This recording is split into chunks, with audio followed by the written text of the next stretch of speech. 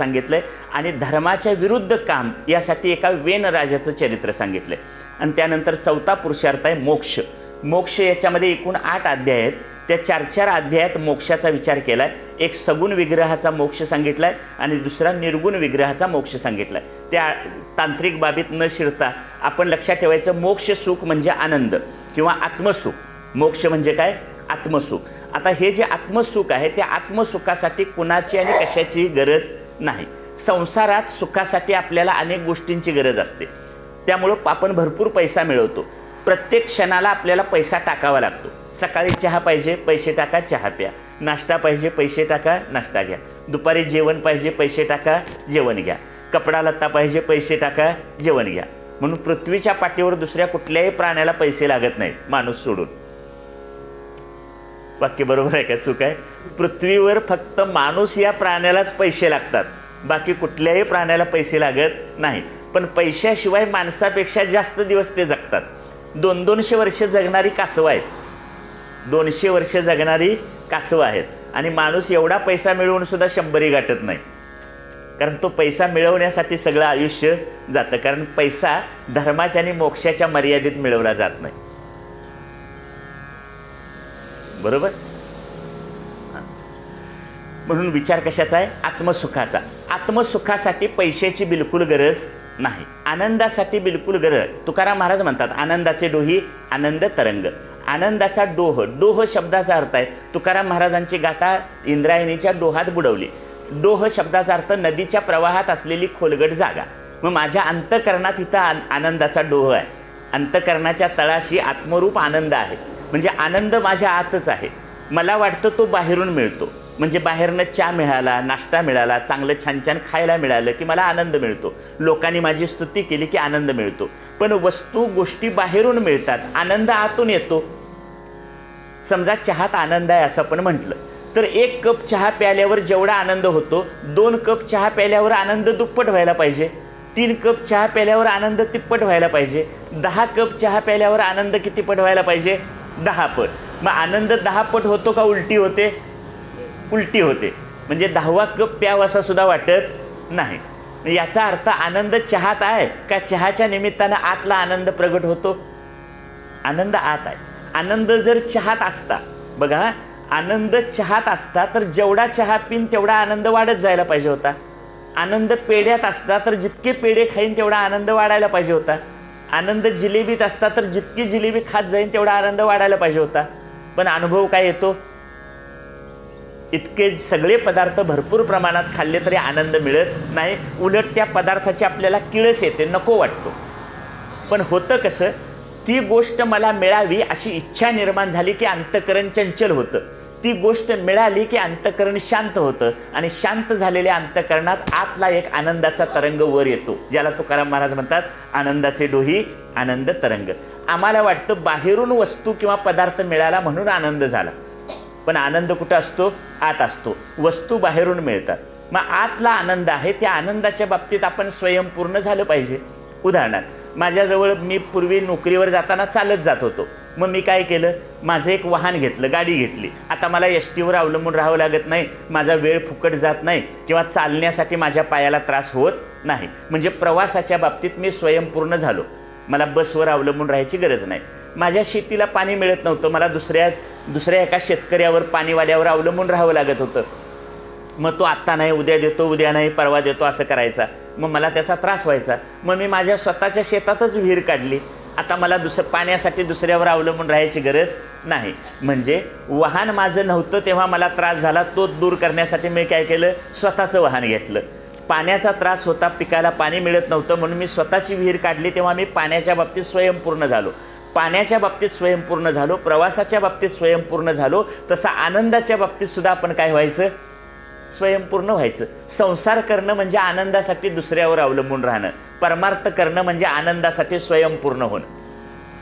परमार्थ म्हणजे काय? आनंदासाठी, सुखासाठी दुसऱ्यावर अवलंबून न राहणं. कारण आनंद आपल्या आतच आहे, तो कुठून बाहेरून आणायचा नाही. पण संसारी माणसाला असा भ्रम होतो की आनंद कुठं आहे? बाहेर आहे. म्हणून तो विषयांच्याकडे जातो. ज्ञानदेवांची ओवी आहे, तैसा हृदयामध्ये मी रामू, असता सर्व सुखाचा आरामू, परिभ्रांतासी कामू विषयावरी.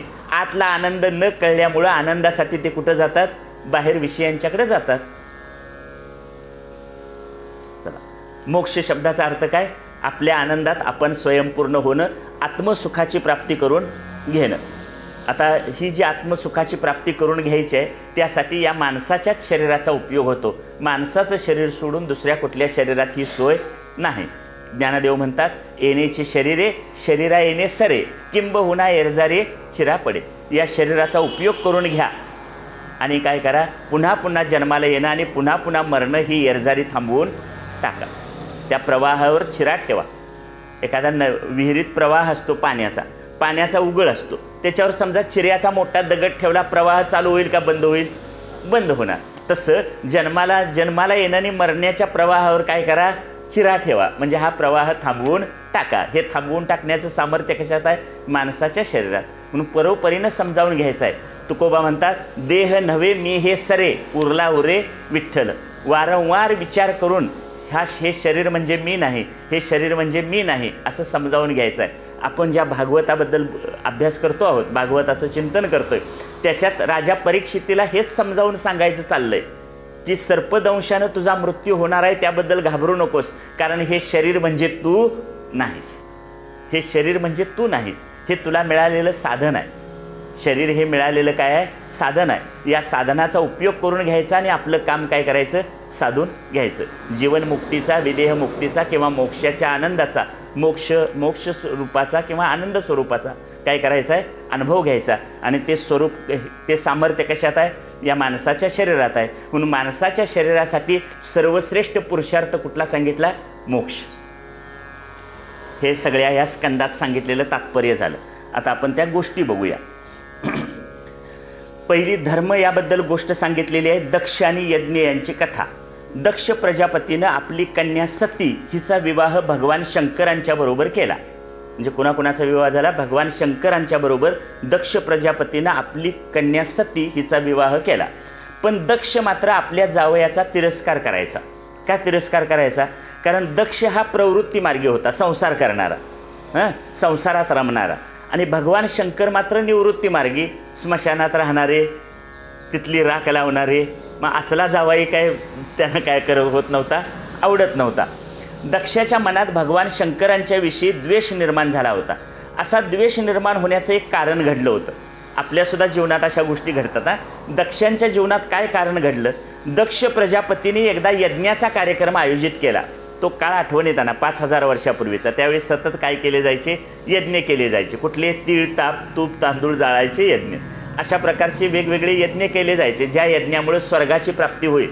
मोक्षाचा विचार नव्हता, स्वर्गप्राप्ती होईल, स्वर्गातली सुखं मिळतील, अशा प्रकारचा यज्ञ.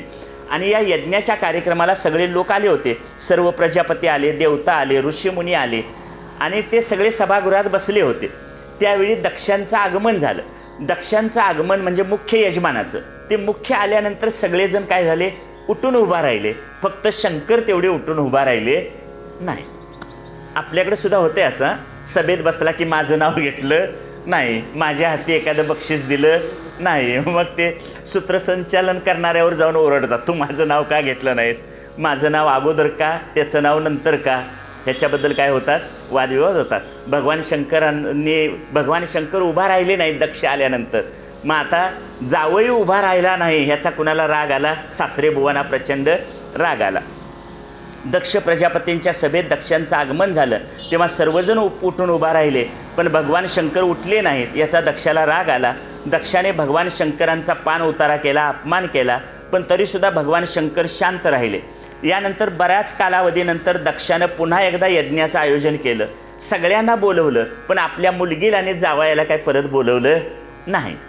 पण आपल्या घरात सुद्धा असं घडतं, एकदा जावयाचा घरात अपमान झाला असता तर जावई सांगतो लेकीला, परत तुझ्या घराकडे आता मी काय येणार नाही आणि जायचं नाही. तरीसुद्धा 8-6 महिन्याचा, वर्षभराचा कालावधी गेला आणि एखादं तिकडं बायकोच्या गावाकडे काम निघालं की तिकडचे काही सांगत नाहीत. ह्यांचा राग काही गेलेला नसतो. मग बायको नवीन पुन्हा म्हणते, चला जाऊया, आपलंच घर आहे, कशाला बोलवायला पाहिजे, नाही बोलवलं तर भावाच्या लग्नाला. माझ्या भावाचं लग्न आहे, माझ्या भाचीचं लग्न आहे, असं काहीतरी सांगून चला म्हणतात. पण तसंच सतीनं काय केलं, वडिलांच्याकडे यज्ञाचा कार्यक्रम आहे, वडिलांनी काय गडबडीत विसरले असतील, चला जाऊया. भगवान शंकर म्हणाले मी काय तुमच्या घरला परत तिकडे येणार नाही, सासऱ्याकडे येणार नाही. मग सती म्हणाली असं कर, तिनं नंदीला घेतलं, काही लोक आपल्याबरोबर घेतले आणि ती एकटीच गेली. भगवान शंकर जायला नकार देत होते तरीसुद्धा मुलगी काय झाली, तिकडं गेली. मुलगी तिकडं गेल्यानंतर वडिलांनी परत तिचा अपमान केला, मुलगीचा आपल्या सतीचा अपमान केला की मी तुला बोलवलेलं नव्हतं तरीसुद्धा का आलीस, मी तुला बोलवलेलं नव्हतं तरीसुद्धा तू का आलीस, असा तिचा अपमान केला. आणि तिला काही म्हणजे तिची चौकशी केली नाही. पित्याकडे जायला आमंत्रण कशाला असं तिला वाटलं.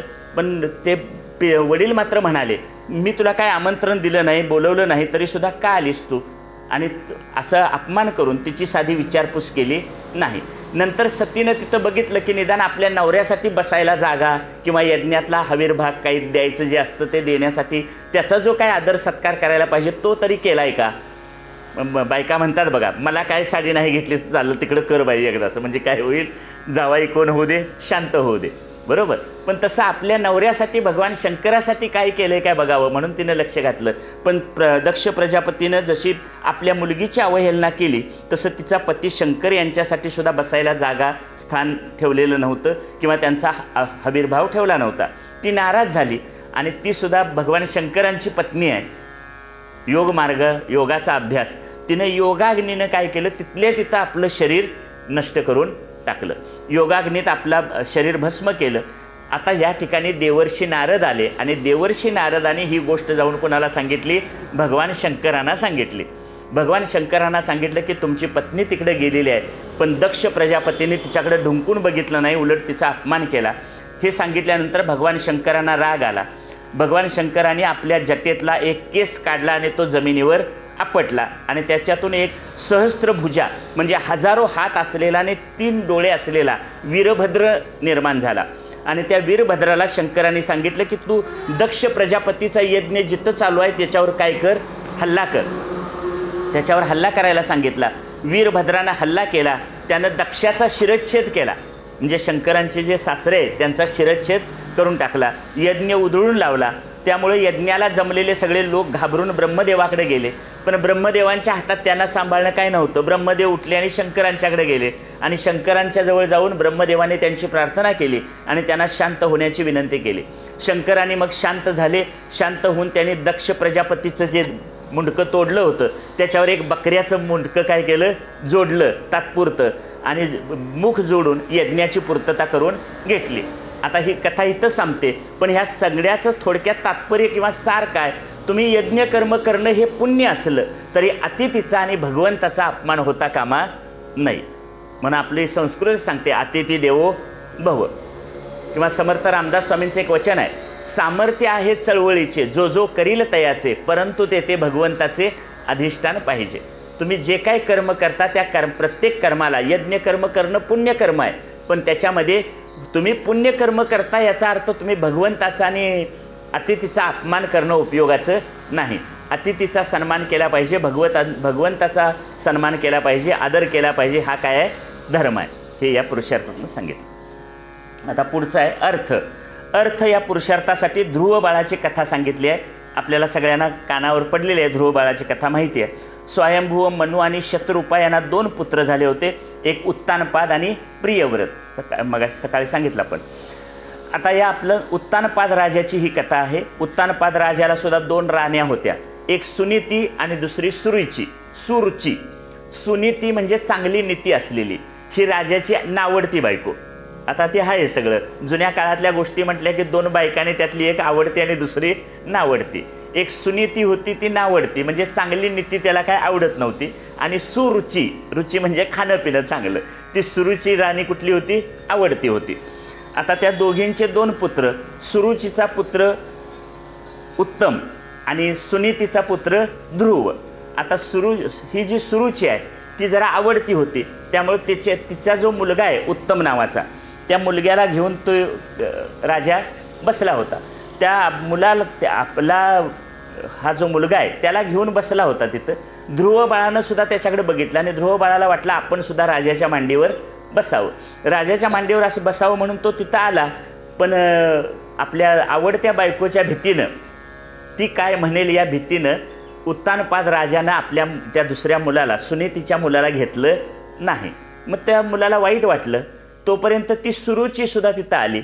सुरुचीसुद्धा टाकून बोलली, इतकं टाकून बोलली की तुला जर राजाच्या मांडीवर बसायचं असेल तर तुला माझ्या पोटी जन्म घेऊन यायला पाहिजे होतं. तू जर माझ्या पोटी जन्माला आला असतास, आवडती बायको म्हणते, तू माझ्या पोटी जन्माला आला असतास तर तुला राजाच्या मांडीवर बसता आलं असतं. म्हणून ध्रुव बाळाचा तिनं काय केला, अपमान केला. ध्रुव बाळ रडत रडत आपली आई सुनीतीकडे गेला. सुनीतीनं तिला समजावून सांगितलं की बाळा असं काय कर.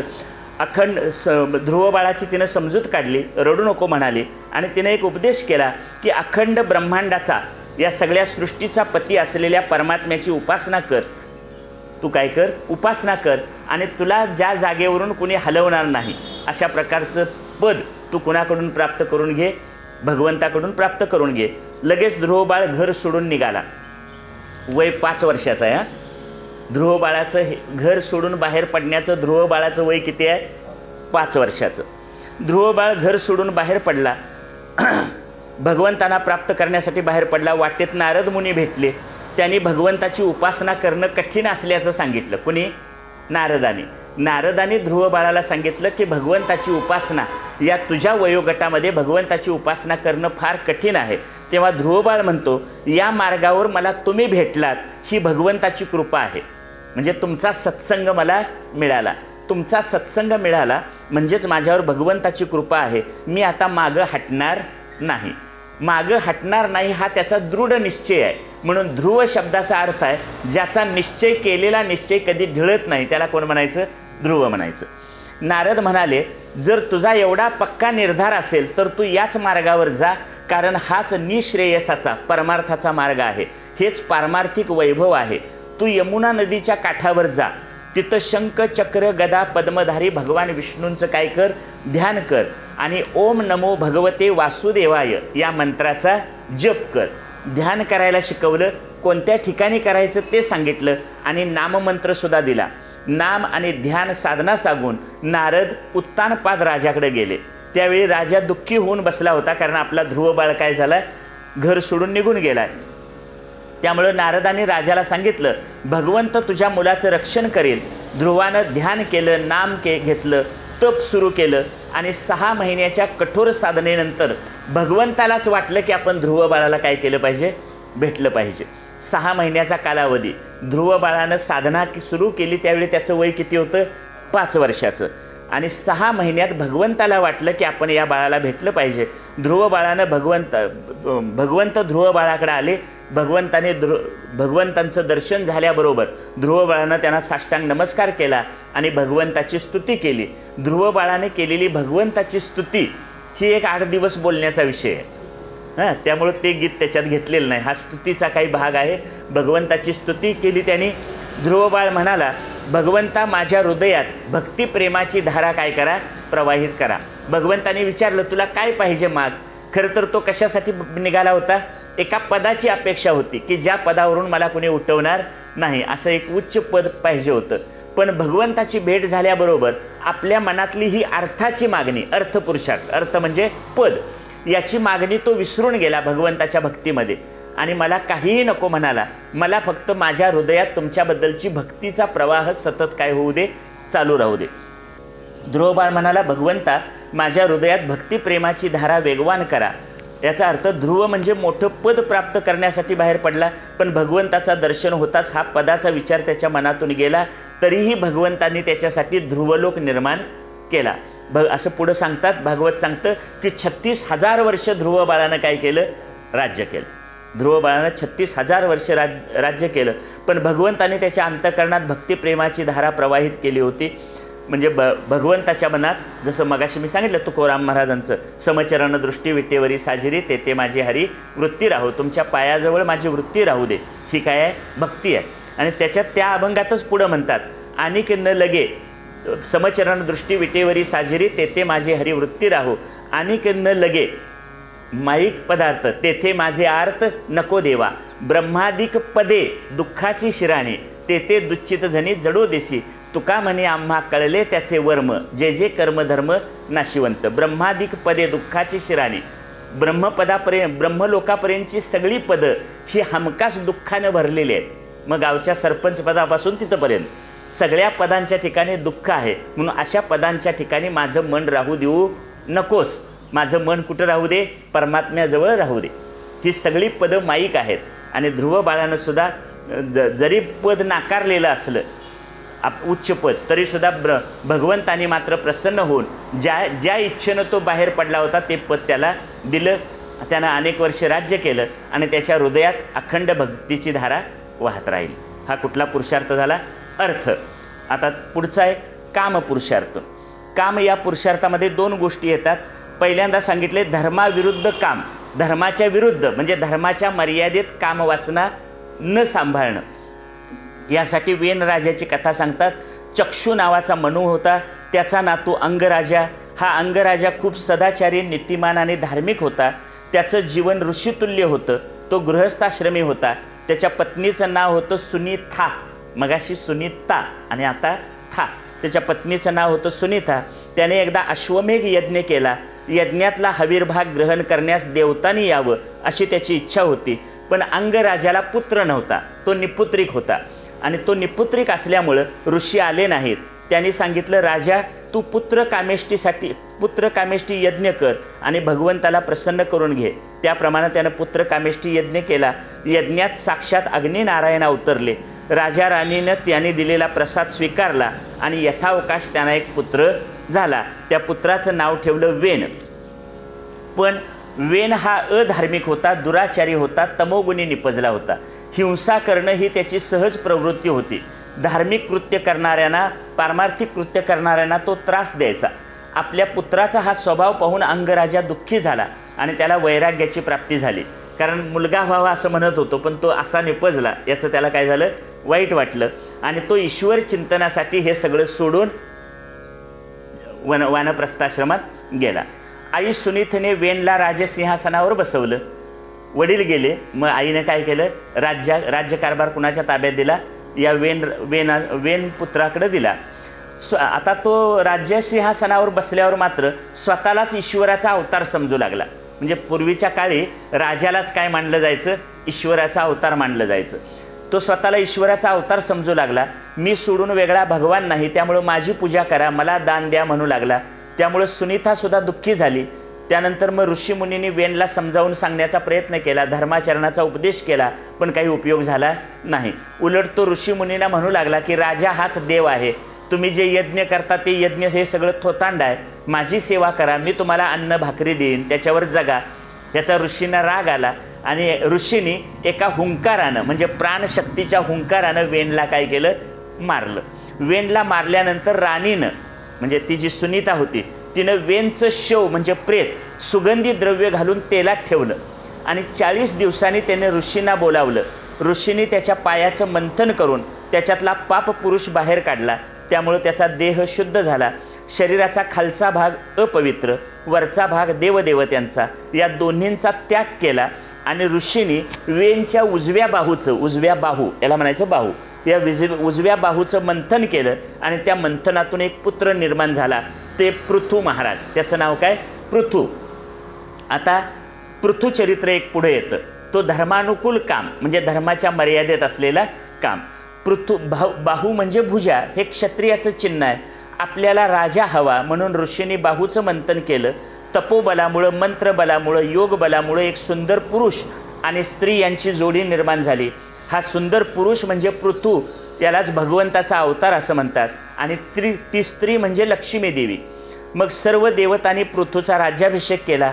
पृथुराजानं गावं नगरं वसवली. पृथुराजानं अनेक यज्ञ केले. अनेक यज्ञ म्हणजे जवळजवळ 100 यज्ञ केले. त्या 100 यज्ञापैकी 99 यज्ञ पूर्ण झाले. अनेक 100वा यज्ञ करायचा राहिला होता. 100वा यज्ञ करायचा प्रयत्न हे राहिलं तेव्हा मात्र काय केलं? इंद्राला भय वाटलं. इंद्राला भय कशाचं वाटलं? इंद्र कुणाला म्हणायचं? दुसऱ्याची प्रगती व्हायला लागली की ज्याच्या पोटात दुखायला लागतं त्याला काय म्हणायचं? इंद्र. आता पृथुराजा माझ्या पदावर येईल म्हणून इंद्राला भीती वाटली आणि त्याचा 100वा यज्ञ पूर्ण होऊ नये म्हणून इंद्रानं काय केले? काही अडथळे आणायला सुरुवात केली. तेव्हा ब्रह्मदेवाने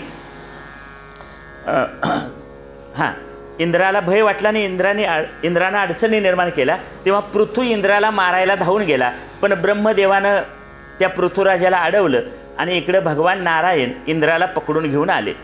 म्हणजे इंद्राला सुद्धा पकडलं आणि पृथ्वीराजाला कुणी अडवलं? ब्रह्मदेवानं अडवलं, मारू नका म्हणून।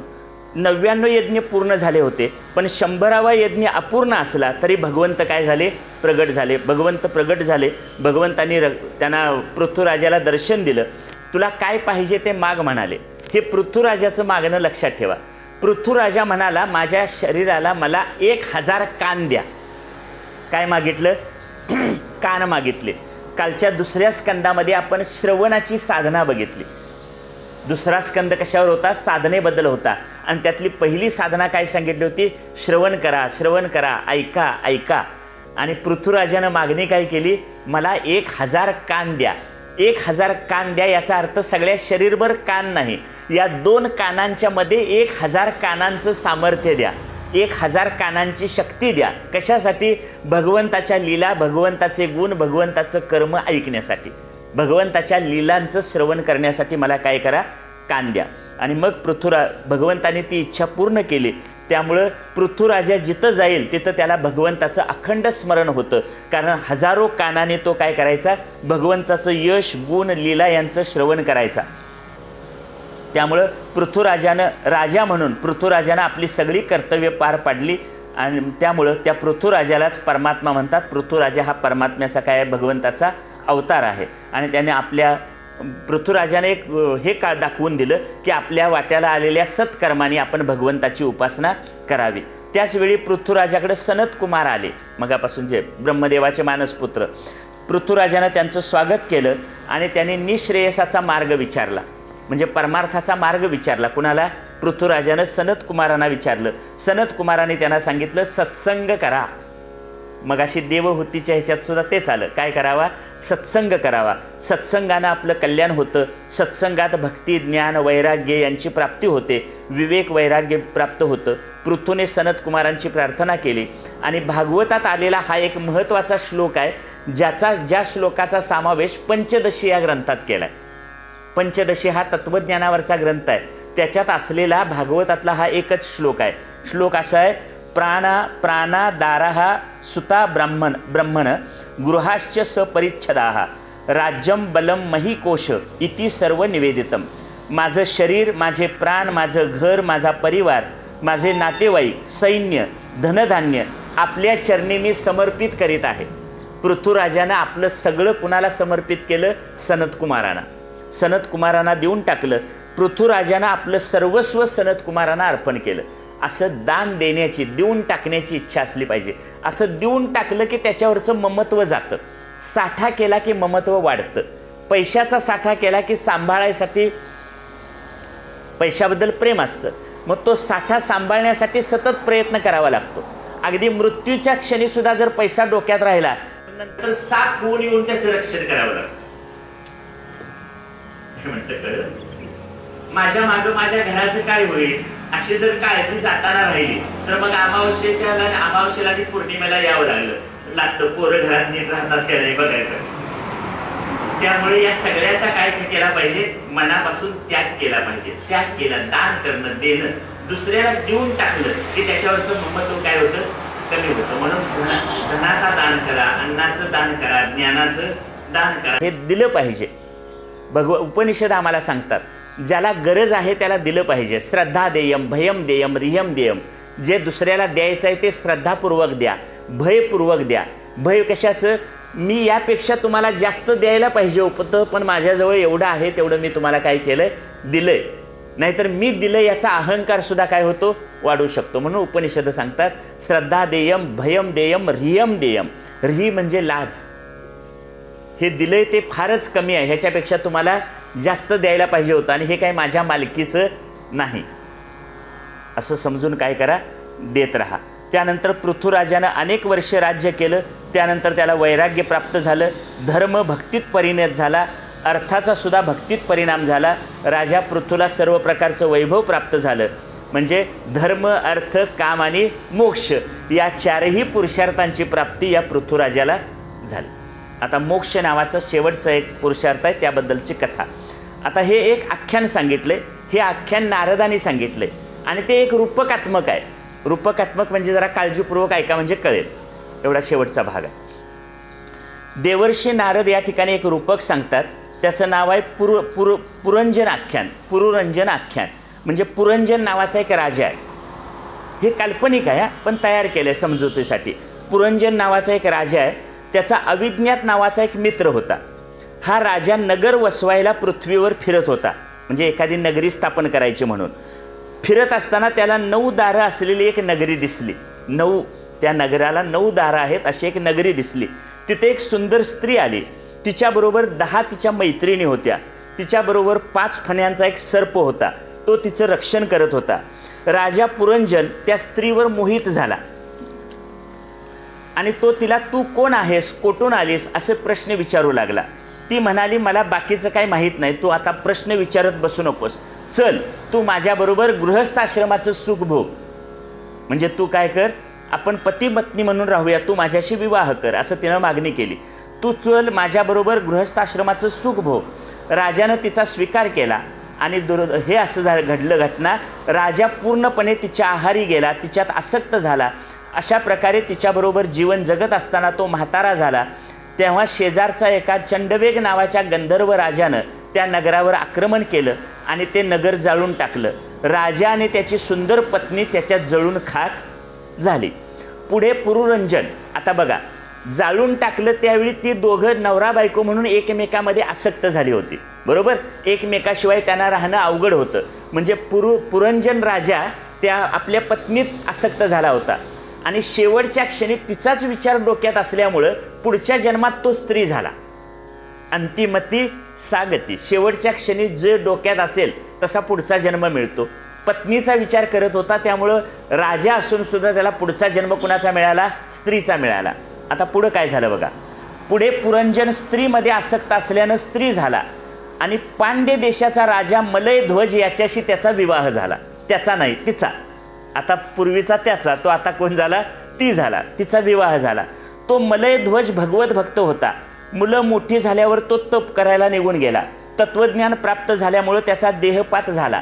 पण त्याच्या पत्नीला म्हणजे कोण, पूर्वीचा पुरंजन राजा, ह्याला मात्र आपल्या पतीनं देहत्याग केला, शरीर त्याग केला हे कळलं नाही. कळलं जेव्हा ती रडू लागली म्हणजे पूर्वीचा तो रडू लागली, तेव्हा अविज्ञात नावाचा पूर्वजन्मीचा मित्र आला आणि त्याला समजावू लागला, ज्याच्यासाठी तू रडत आहेस तो पुरुष कोण आहे, तू मला ओळखलंस का, आपण दोघं बरोबर बाहेर पडलो होतो, एका स्त्रीला पाहून तू आसक्त झालास आणि मला विसरलास. अशा प्रकारे अविज्ञात्याने पुरंजनास स्त्री रूपातल्या त्याच्या स्वरूपाची स्मृती दिली. तू आत्ता स्त्री आहेस पण पूर्वीचा तू माझा पुरंजन नावाचा मित्र होतास, ही पूर्व स्वरूपाची स्मृती दिली आणि त्याचं सर्व दुःख दूर केलं. आणि त्या अविज्ञात नावाचा मित्र म्हणजे त्याचे सद्गुरू. अविज्ञात नावाचा मित्र म्हणजे कोण, सद्गुरू. त्याने त्याला सांगितलं, वास्तविक तू स्त्री नाहीस आणि वास्तविक तू पुरुषी नाहीस, तू चैतन्य रूप आहेस, तू आत्मरूप आहेस. आत्म्यात स्त्री आणि पुरुष असा भेद नाही. नारद मुनी या कथेचं तात्पर्य सांगताना म्हणतात, त्याला 9 दारं असलेली दिसलेली नगरी म्हणजे हे माणसाचं शरीर. मनुष्य देह म्हणजे 9 द्वारं असलेली नगरी.